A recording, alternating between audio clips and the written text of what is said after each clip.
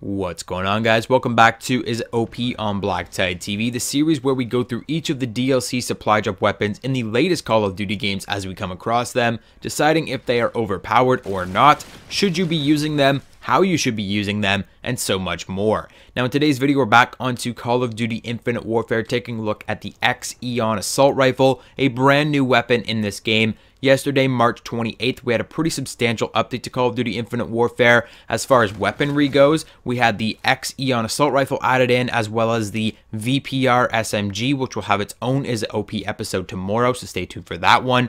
But as far as other changes goes in terms of patch notes, there weren't too many other differences, and so I will not be making an update video. Generally, I make an update patch notes video whenever a big update goes live, and while this was substantial as we got two brand new weapons, the only other changes were a reduction to kills needed to complete the attack resist challenge, which was reduced from 75 to 40, and they added in a voiceover pack and a few other quartermaster items such as camouflages, taunts and gestures, and costumes. So not a whole lot of changes happened with this update apart from adding in these two brand new weapons. Now, these two weapons are 100% free, which is absolutely awesome. Infinity Ward continues to impress by adding in brand new weapons for completely free. You don't have to find these in supply drops. Of course, they do have their own variants in supply drops, and those variants are supply drop exclusive. Into the Quartermaster collection they go, and they have expanded the Quartermaster collection, so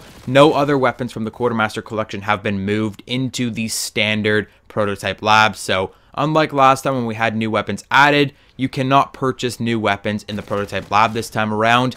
These weapons went straight into the Quartermaster collection, the variants anyways. The weapons themselves can be unlocked through challenges or by purchasing the Season Pass. If you have the Season Pass, you can use the X-Eon and the VPR right away. If you do not, you will have to complete challenges for each of them. The challenge for the X-Eon is to complete 15 matches, earning 6 kills with different weapons in each of those matches. So essentially, earn a kill with 6 different weapons in a match, complete that match, and then repeat that process 15 times. The easiest way to do that is to make 6 classes with a very powerful weapon, a very usable weapon such as an assault rifle or an SMG, or even better, make 3 classes with 2 different assault rifles or 2 different SMGs every single time using the overkill weapon trait or whatever you call it in this game. I don't know if it's a wild card in this game or what, but just make 3 classes with 2 weapons in each of them. Make sure you're not using the same weapon twice, and then just switch classes every time you die.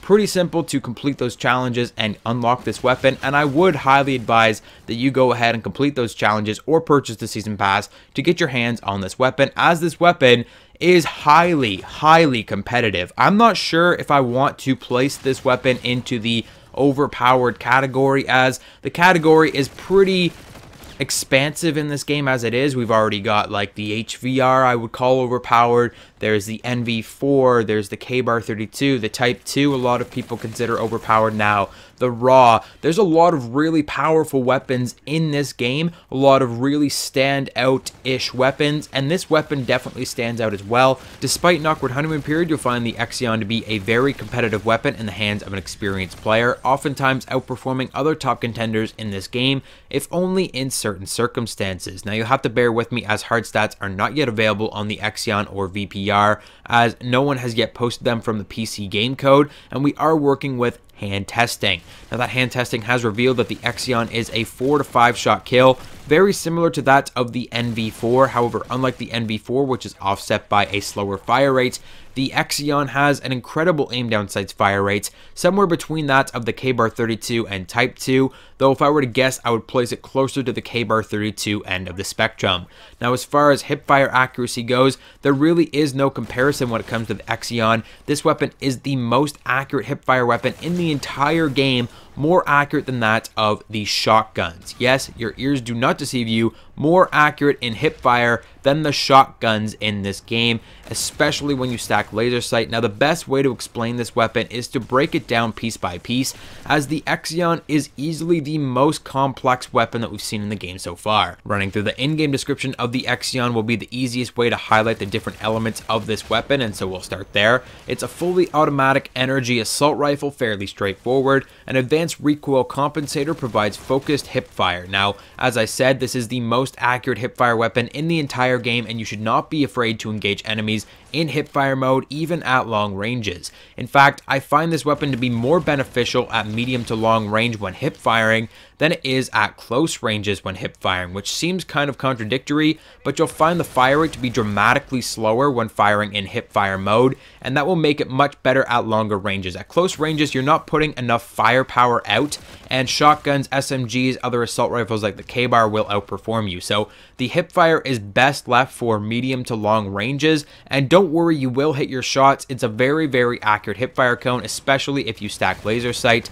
But next up, aiming down sights increases fire rate. This is essentially the NV4 Chaos in reverse. If you did not know, the NV4 Chaos epic variant, when you aim down sights with that weapon, the fire rate slows down, and when you're firing in hipfire mode, the fire rate speeds up. This is the exact opposite. So when you're aiming down sights, the fire rate increases to that of somewhere between the K-Bar 32 and the Type 2 in terms of fire rate. But that increased fire rate will also result in increased recoil. You'll be less accurate when aiming down sights and firing. The advanced recoil compensator apparently only works for your hipfire recoil. So when you're aiming down sights, you will notice an increase to your recoil, but it won't be so drastic as it seems.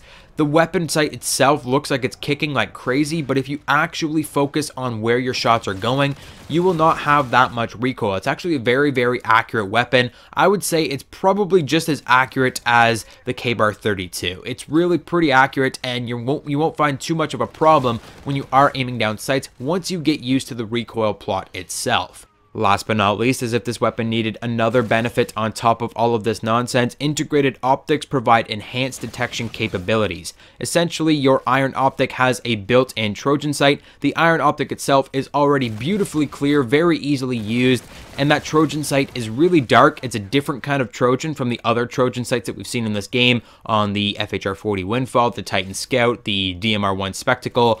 This is a darker orange. It really reminds me of the Maverick A2 sniper rifle from Call of Duty Ghosts, if you remember that kind of color, that kind of detection. That's what it looks like. Very, very awesome to have this iron optic with a built-in Trojan sight. Just an extra added bonus. So final verdict on the X-Eon assault rifle, very competitive, not overpowered. It takes quite a bit of previous experience to use the X-Eon to win a majority of gunfights, but the biggest advice I can give you for this weapon is to treat it as a single weapon and not a hybrid. You will likely pick this weapon up and try to use the hipfire for one circumstance and the aim down sights for another. That is not a possibility with this weapon. If you want to compete, you need to treat it as an assault rifle with really good hipfire spread. So use a quick draw grip and fire in hipfire mode first, and then aim down sights to complete the kill. That is all I've got for you today, guys. I hope you enjoyed it. If you did, don't forget to drop a like. Let me know what you think about the X-Eon in the comment section down below. Subscribe, and I'll catch you guys on the next one.